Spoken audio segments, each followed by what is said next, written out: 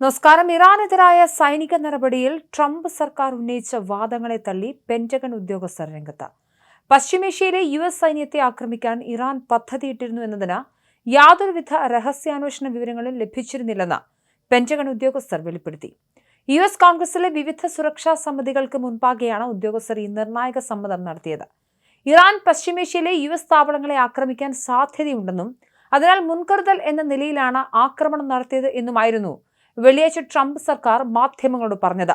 എന്നാൽ ഇറാന്റെ ബാലിസ്റ്റിക് മിസൈലുകളും സായുധ സംഘങ്ങളും ഭീഷണിയാണെങ്കിലും അവർ ആദ്യം ആക്രമിക്കുമെന്ന് സൂചിപ്പിക്കുന്ന വിവരങ്ങൾ ഒന്നുമില്ലായിരുന്നുവെന്ന് പെന്റഗൺ വ്യക്തമാക്കിയതോടെ സർക്കാരിന്റെ വാദങ്ങൾ പ്രതിക്കൂട്ടിലായിരിക്കുകയാണ്.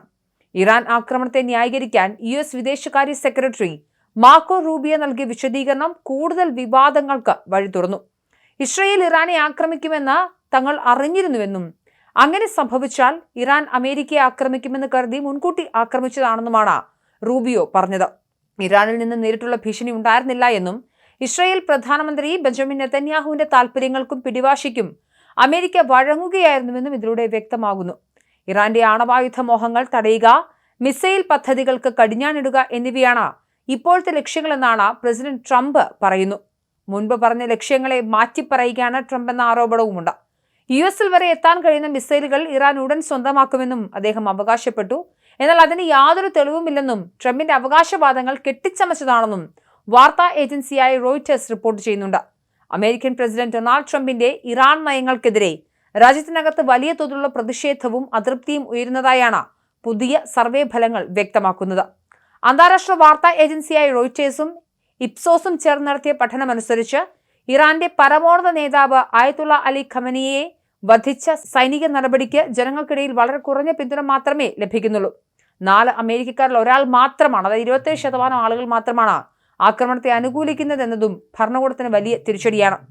ഇതിന് വിപരീതമായി 43% പേർ ഈ സൈനിക നീക്കത്തെ ശക്തമായി എതിർക്കുമ്പോൾ ബാക്കിയുള്ളവർ കൃത്യമായ നിലപാട് വ്യക്തമാകാതെ മാറി നിൽക്കുന്ന സാഹചര്യവുമുണ്ട്. സൈനിക ശക്തിയുടെ ദുരുപയോഗത്തെക്കുറിച്ചും അമേരിക്കൻ ജനത ആശങ്കാകുലരാണ്. രാജ്യത്തിന്റെ താൽപര്യങ്ങൾ സംരക്ഷിക്കാൻ എന്ന പേരിൽ ട്രംപ് അമിതമായി സൈനിക ബലം പ്രയോഗിക്കുന്നുണ്ടെന്ന് ഭൂരിഭാഗം അമേരിക്കക്കാരും വിശ്വസിക്കുന്നുണ്ട്.